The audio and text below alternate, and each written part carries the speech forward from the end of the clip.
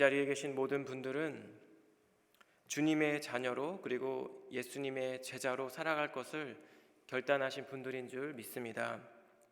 그런데 이렇게 우리는 하나님의 구원받은 백성이 되었는데요, 저희 모두에게 공통적으로 부담이 되는 그런 기도의 제목들이 있다면 바로 믿지 않는 가족, 친척, 지인들의 구원의 문제일 것입니다.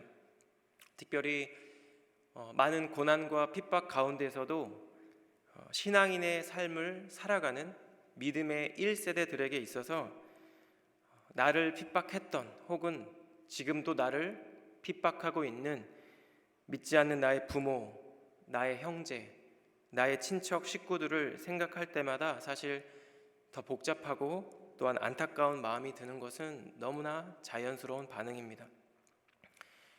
오늘 함께 읽은 이 본문의 말씀과 같이 사도 바울은 이 자기 동족인 유대 민족이 복음을 받아들일 것을 간절히 소망하면서도 경험상 전혀 그래 보이지 않는, 전혀 그렇게 될 것 같지 않은 이런 만만치 않은 그런 현실을 지금 마주하고 있었습니다. 바울이 비록 13절에 언급된 대로 이방인의 사도라는 하나님의 부르심을 받은 사람이었지만 사실 바울은 어느 도시를 가든 먼저 유대인의 회당에 들어가 유대인에게 그리스도의 복음을 전했습니다. 하지만 유대인들은 어떻게 반응했을까요? 그들은 복음을 거부했고 복음을 배척했고 복음 전하는 자들을 핍박하였습니다. 그리고 이 복음이 이방인에게로 향하여 그들 모두가 하나님의 백성이 된 것입니다. 이스라엘이 넘어지게 됨으로 이 구원이 이방인에게로 넘어갔다는 것입니다. 본문 11절과 12절 말씀을 제가 읽겠습니다. 그러므로 내가 말하노니 그들이 넘어지기까지 실족하였느냐? 그럴 수 없느니라. 그들이 넘어짐으로 구원이 이방인에게 이르러 이스라엘로 시기나게 함이니라.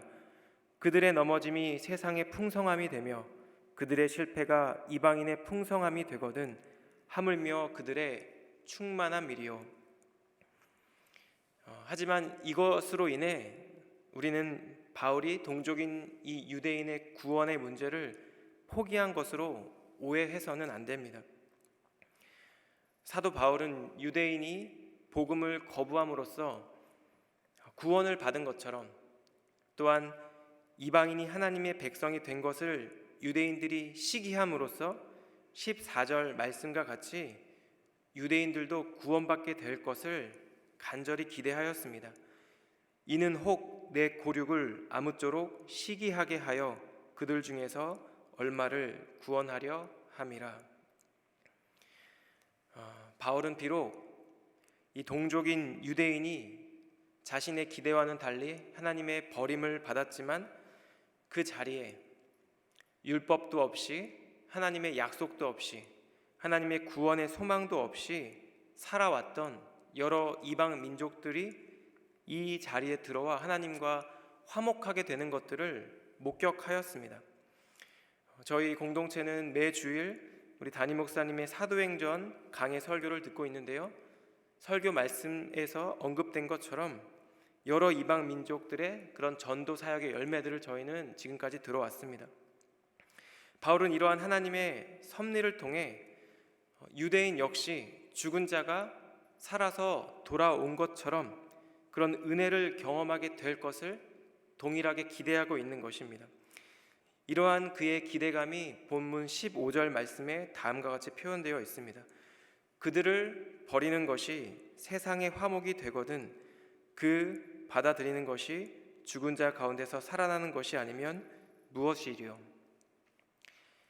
그렇다면 저희는 이 본문을 읽으며 도달하게 되는 한 가지 결론이 있습니다. 그것은 바로 유대인과 이방인의 구분이 이제는 더 이상 의미가 없다는 것입니다.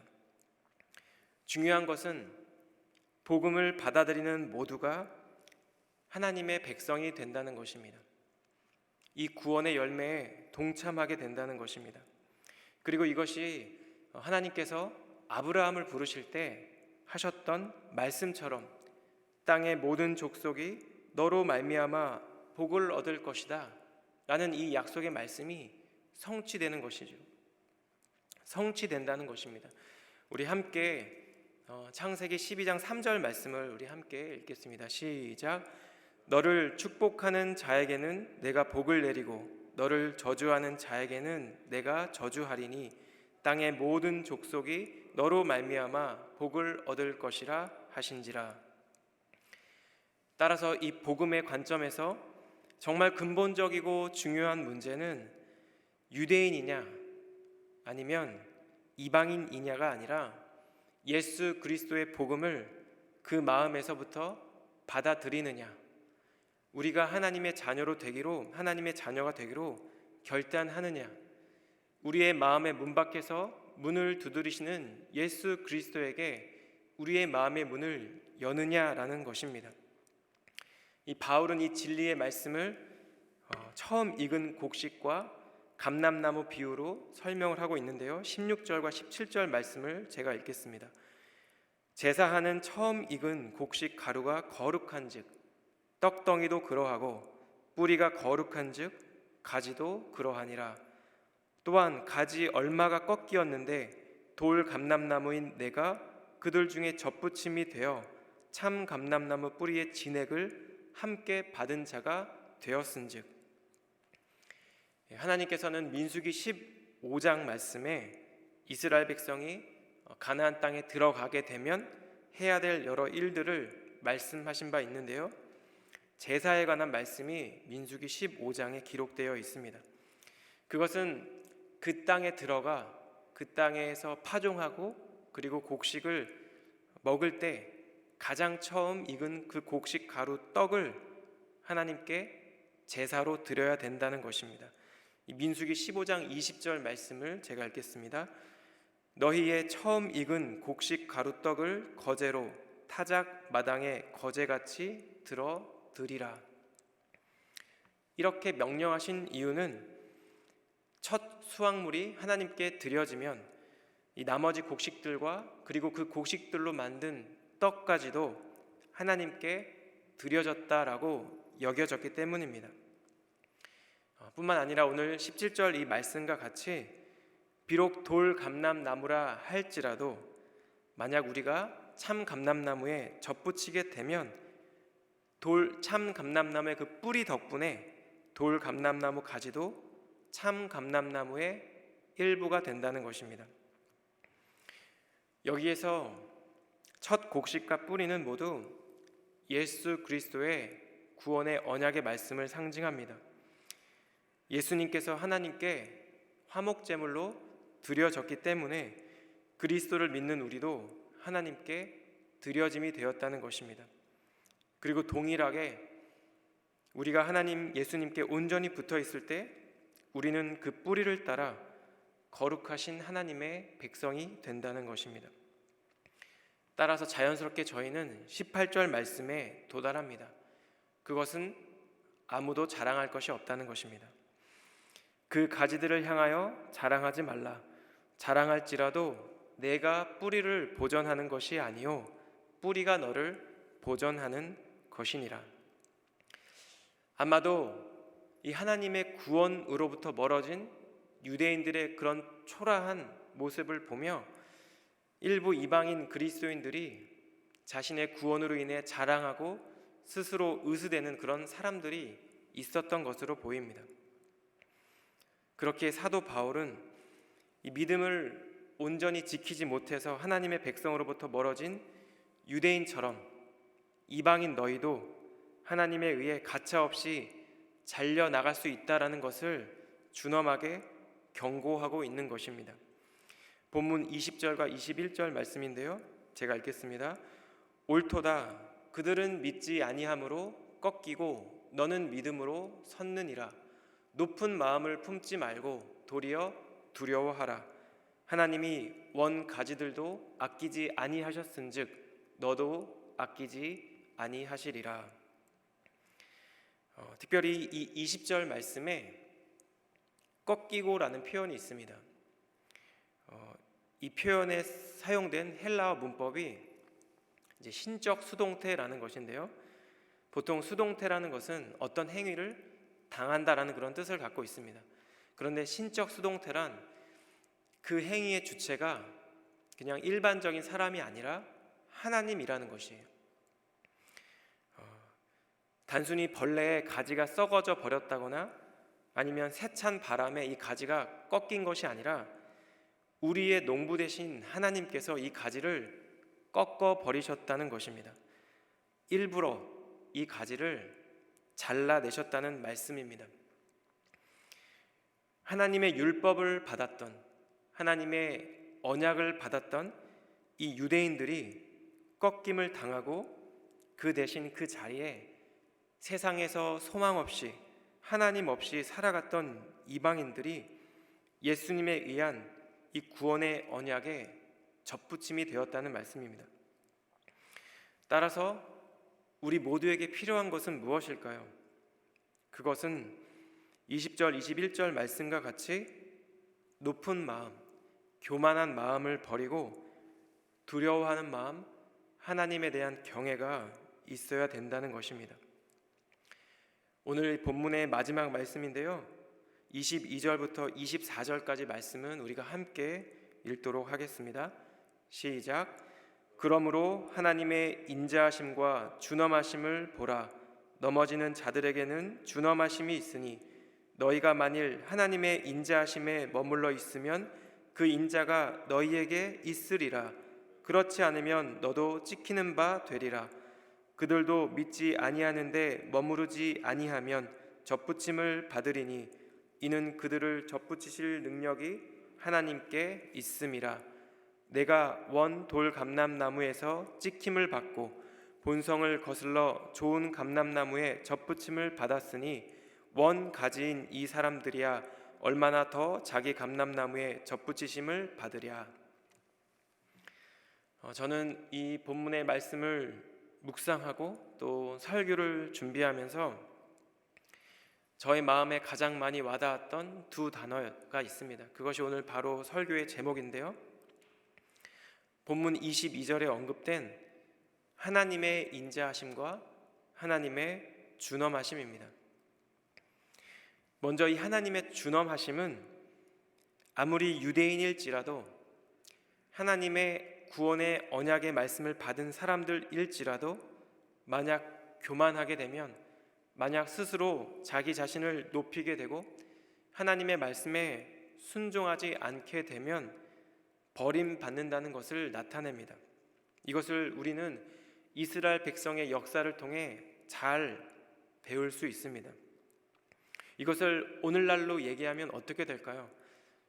내가 선행을 아무리 많이 한다 할지라도, 아무리 나의 부모, 나의 조상들이 하나님을 신실하게 믿었다 할지라도 만약 내 안에 그리스도가 없으면, 내가 믿음이 없으면 구원에 이를 수 없다는 것입니다.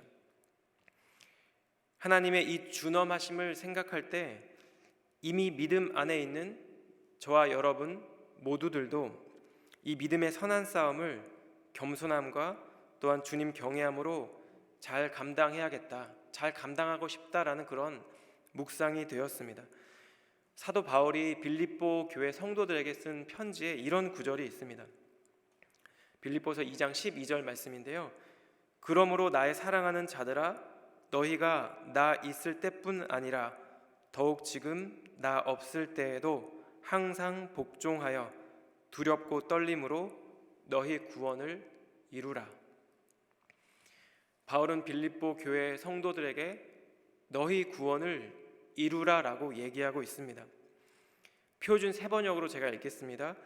그러므로 나의 사랑하는 여러분, 여러분이 언제나 순종한 대로 내가 함께 있을 때뿐만 아니라 지금과 같이 내가 없을 때에도 더욱더 순종하여서 두렵고 떨리는 마음으로 자기의 구원을 이루어 나가십시오. 즉, 주님께 순종함으로 두렵고 떨리는 마음으로 자기의 구원을 이루어 가야 한다는 것입니다. 이것이 바로 바울이 말한 선한 싸움이며 모든 성도가 감당해야 되는 믿음의 길, 구원의 여정인 것입니다. 두 번째로 오늘 본문의 말씀이 전하고 있는 것은 바로 하나님의 인자하심입니다. 바울이 보기에, 그리고 유대인들이 보기에 이방인들은 하나님의 구원의 소망이 전혀 없는 그런 사람들이었습니다. 하지만 그들은 참 감람나무에 접붙임이 되어, 그러니까 예수님을 영접함으로 구원받은 하나님의 백성이 되었습니다. 그런데 바울은 이 이방 성도들이, 구원받은 이방 그리스도인들이 결코 이스라엘 자손보다 더 경건하거나 그들보다 더 거룩해서 이 구원의 은혜에 참여한 것이 아니라는 것을 분명히 얘기하고 있습니다. 바울은 이 모든 것이 온전히 하나님의 은혜라는 것을 분명하게 강조하고 있습니다. 따라서 이미 그 하나님의 은혜를 경험한 저희 모두에게 주어진 여러 사명 중 하나는 다른 누군가에게 이 은혜의 통로가 되어야 한다는 것입니다. 제가 서두에 말씀드린 것처럼 저희 모두에게는 분명 기도의 제목들이 있습니다. 나의 부모, 나의 형제, 나의 자매, 나의 친척들, 그리고 나의 친구들, 나의 지인들. 아직 하나님을 믿지 않는 그들을 향한 주님의 계획을 저희는 신뢰해야 합니다. 우리를 통해 하나님의 복음이 그들에게 전해지기를 하나님은 바라고 계시고 또 우리를 기다리고 계십니다. 아마도 겉으로 보기에 전혀 복음을 받아들일 것 같지 않은 사람들이 있을지도 모르겠습니다. 그리고 사실 여러 번 복음을 전했지만 여러 번 그 복음을 거절했고 지금도 완강히 그 복음을 거절하고 있는 사람들이 있을지도 모르겠습니다. 하지만 그들을 향한 이 구원의 소망을 우리는 놓지 말아야 합니다. 왜냐하면 하나님께서는 저와 여러분을 포기하지 않으셨던 것처럼 그들도 포기하지 않으실 것이기 때문입니다. 모든 믿는 자에게 구원을 주시는 이 하나님의 능력이, 이 복음의 능력이 우리의 능력이기 때문입니다. 그 복음의 능력을 더욱 신뢰하고 의지함으로 그들을 위해 기도하고 때를 따라 복음을 전하는 저희 모든 공동체가 되었으면 좋겠습니다. 오늘도 이 본문 속에 담겨져 있는 하나님의 준엄하심을 기억하며 겸손함으로, 그리고 하나님을 경외함으로 우리에게 은혜로 베풀어 주신 이 구원을 하루하루 이루어가는 우리 사랑하는 성도님들의 귀하고 복된 오늘 하루가 되기를 우리 주님의 이름으로 축복합니다. 또한 동시에 하나님의 인자하심을 기억하며 다른 누군가에게 구원의 통로, 은혜의 통로로 존귀하게 쓰임받는 저와 여러분의 복된 인생이 되기를 우리 주님 이름으로 간절히 축복합니다. 기도하겠습니다.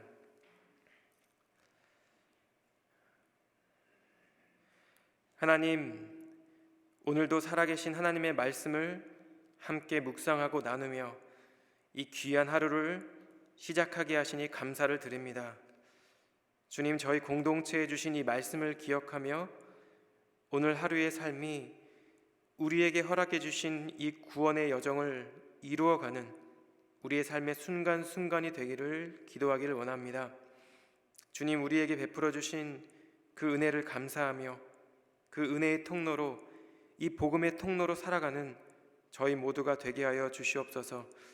하나님, 저에게 허락해 주신 여러 관계 가운데 성령님의 감동과 인도하심 따라 담대히 복음 전하는 저희가 되게 하여 주시옵소서. 하나님, 모든 믿는 자에게 구원을 주시는 그 복음의 능력의 목격자로, 또한 산 증인으로 살아가는 저희 모두가 되게 하여 주시옵소서. 모든 감사와 영광을 우리 주님께 올려드리며 예수님의 존귀하신 이름으로 기도드렸습니다. 아멘.